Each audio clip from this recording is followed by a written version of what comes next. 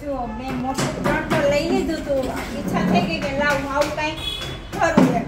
ઘરે ઘરે હું બહુચરમાનો ગરબો કરું. લેતા તો લેવાઈ ગયું તું.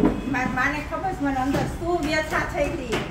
મેં જસમીન માને કીધું બા આવું થઈ ગયું છે, હવે કાંઈ વાંધો નહીં, માતાજી બધું પૂરું કરાવી દેશે.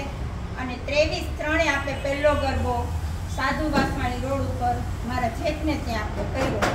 અને આ ગઈ ચૈત્રી નવરાત્રી 23/3/2023 ચૈત્રી નવરાત્રી પહેલો ગરબો આપણે કર્યો.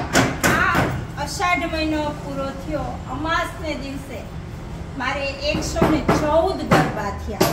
108 કરવાના હતા અને માતાજીની કૃપાથી 114 ગરબા કર્યા.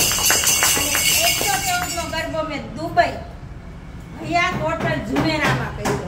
મારી ઈચ્છા હતી મેં તો જાઉં છું ને તમે આયોજકને કીધું કે મંડળ ક્યાં લઈ ગયું એને લઈ જાઓ ને લઈ જાઓ. માતાજી એટલી બધી મને ખબર ન પડે. પછી મેં કીધું મારે થોડું મારા ધાર્મિક પુસ્તક ભેગા લેવા છે. મને કે લેજો એટલે માતાજીની મૂર્તિ નહોતી લઈ ગઈ પણ માતાજીનો ફોટો લઈ ગઈ અને ત્યાં મેં ગરબો કર્યો. 115મો ગરબો આ છે.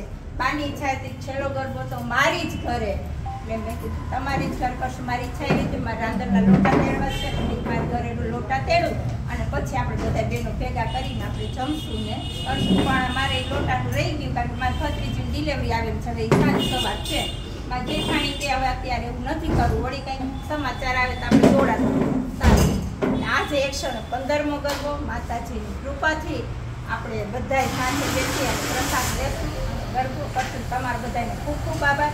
કોઈ પણ વસ્તુ કોઈના સાથ સહકાર વગર ક્યારેય થતી જ નથી, એ નાની હોય કે મોટી હોય.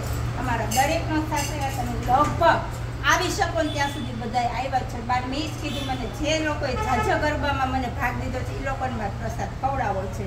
એટલે આપણે આવું આયોજન કરી તમારી ઘરે જ કરી અને તમારા સાનિધ્યમાં જ તમારું બળ તમારી ભક્તિ અમને બધાને મળે એવી માતાજીનું પ્રાર્થના કરું છું. તમારો બધાનો ખૂબ ખૂબ આભાર. હું તો નજીવ પ્રાણ જેવો